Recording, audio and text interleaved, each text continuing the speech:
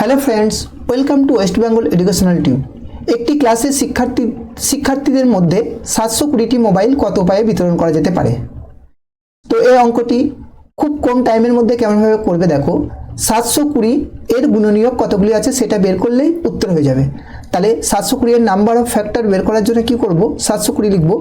দেখো 720টাকে লিখতে পারি 72 গুণিত 10, ঠিক আছে। 72টাকে লিখতে পারি 8 গুণিত 9, আর 10টাকে লিখতে পারি 5 গুণিত 2 10, ঠিক আছে। 8টাকে লিখতে পারি 2 এর মাথায় 3, আর 9টাকে লিখতে পারি 3 এর মাথায় 2, ঠিক আছে।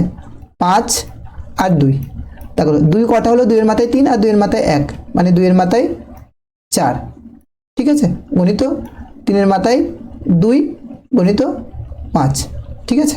তাহলে নাম্বার অফ ফ্যাক্টর 720 কত হবে দেখো, 4 আছে 1 বাড়িয়ে লিখবো, 4 আর 1 5 গণিত 2 আছে 3 এর মাথায় 2, 2টাকে 1 বাড়িয়ে লিখবো 2 3, আর 5 এর মাথায় 1 আছে 1 বাড়িয়ে লিখবো 2 হলো। তাহলে 720 কতগুলো ফ্যাক্টর, 5 3 15, 15 দুগুণে 30, ঠিক আছে।